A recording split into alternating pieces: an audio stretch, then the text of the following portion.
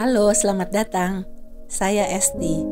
Kali ini saya akan menceritakan tokoh penting dalam mitologi Yunani yang bernama Prometheus. Mengapa penting?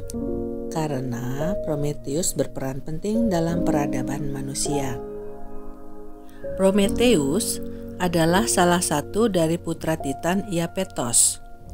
Jadi sama dengan Zeus, Prometheus adalah Titan generasi kedua. Titan generasi pertama adalah orang tua Prometheus dan juga Zeus. Jadi kalau dalam istilah kita, Prometheus itu adalah sepupu Zeus, karena mereka adalah cucu Gaia dan Uranus.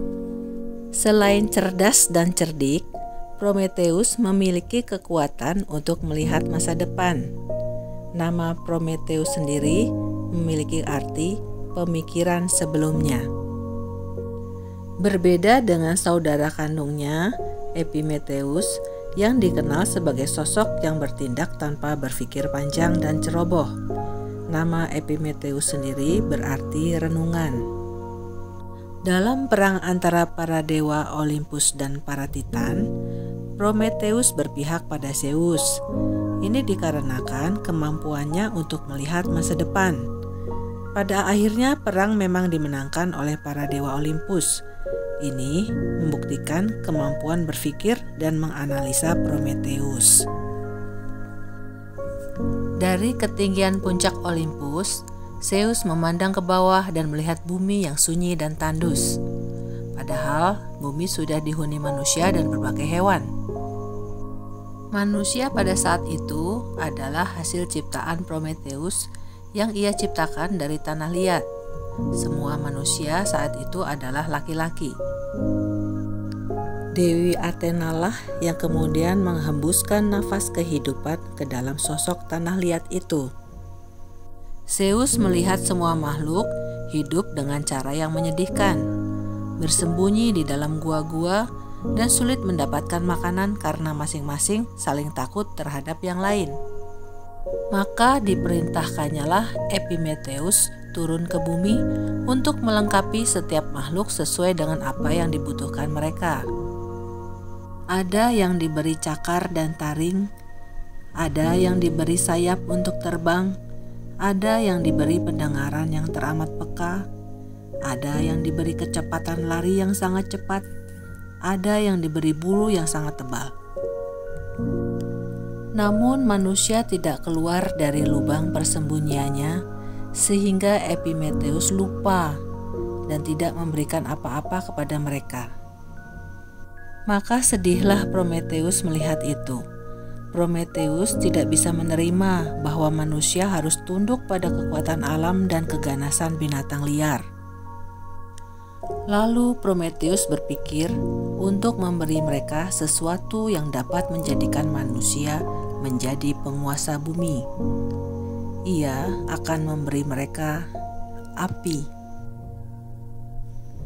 Dengan api, manusia dapat menghangatkan tubuhnya, dapat mengusir binatang buas, dan menerangi gua dan gelapnya malam. Dengan api juga manusia dapat mengecor logam dan menciptakan bermacam-macam alat untuk mengolah tanah dan membuat senjata untuk melindungi diri. Dengan api, manusia dapat memanggang daging buruannya. Oh ya, sebelumnya manusia tidak boleh makan daging dan hanya makan buah-buahan. Karena kecerdikan Prometheus, maka manusia diperbolehkan makan daging. Pada suatu ketika, Zeus memutuskan bahwa manusia harus memberi persembahan kepada dewa berupa bagian tubuh hewan. Prometheus berusaha mengelabui Zeus dengan memberinya pilihan sehingga sisanya bisa diberikan kepada manusia.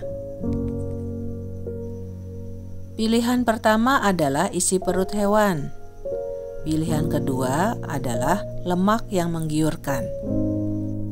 Namun Prometheus menyembunyikan daging kerbau di dalam tumpukan isi perut hewan itu. Dan ia juga menyembunyikan tulang belulang di dalam tumpukan lemak yang dipilih Zeus.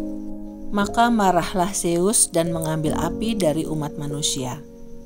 Secara tidak langsung, Zeus memaksa manusia untuk memakan daging mentah-mentah.